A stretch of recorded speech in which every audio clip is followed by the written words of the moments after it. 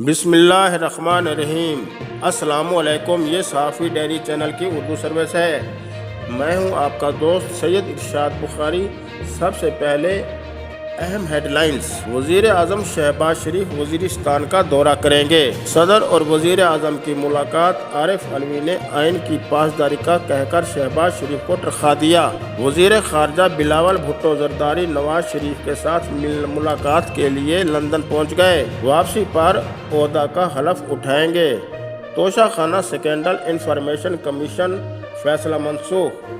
عدالت نے تحفے واپس کرنے کا آرڈر جاری فرما دیا۔ پاکستان امریکہ کے ساتھ تعلقات کو قدر کی نگاہ سے دیکھتا ہے، صدر کا امریکی کانگریس لیڈی رکن الہان عمر کے سامنے اظہار خیال۔ عارف علوی اور عمران خان نے باوجود ملاقات کے کسی امریکی سازش کا ذکر نہ کیا۔ ناظم جوکھیو قتل کیس پیپلز پارٹی کے لیے گلے کی ہڈی بن گیا، سیاسی مبصرین کا خیال۔ ہمیں دیوار سے نہ لگائیں ورنہ تمہارا نقصان ہوگا، فواد چودھری کی دھمکی۔ جے یو ایف کے رہنما زاہد اکرم درانی قومی اسمبلی کے بلا مقابلہ ڈپٹی اسپیکر منتخب ہو گئے۔ پی ٹی آئی حکومت نے سی پیک کو نظر انداز کیا۔ عمران خان غلط بیانی سے کام لے رہے ہیں، پی ٹی آئی کے اربوں روپے کے کیس اب آئیں گے۔ احسن اقبال، میاں جاوید لطیف، سعید غنی کا اظہار خیال۔ بلوچستان چیف سیکرٹری مظہر نیاز رانا کو تبدیل کر دیا گیا۔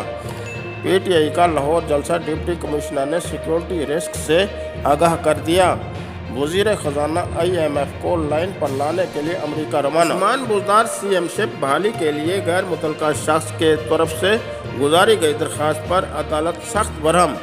درخواست واپسی کی شرط پر خارج۔ پی ٹی آئی کو بہت بڑا جھٹکا۔ اب ایک نظر ذاتی رپورٹ پر ڈالتے ہیں۔ وزیر اعلیٰ پنجاب عثمان بزدار نے اپنا استعفیٰ عمران خان کو دیا تھا، گورنر کو نہیں دیا تھا۔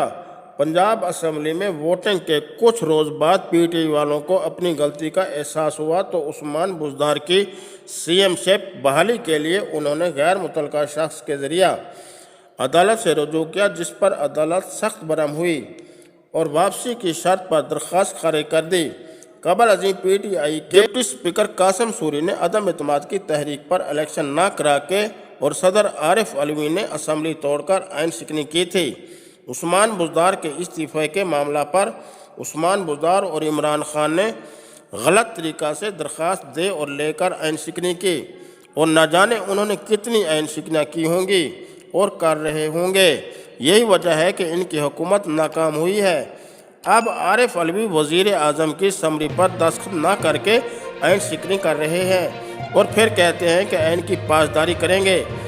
ان آئین شکنیوں سے معلوم ہوتا ہے کہ پی ٹی آئی دراصل آئین شکنوں کا ٹولہ ہے، جنہیں لگام دینا ریاست کی ذمہ داری ہے۔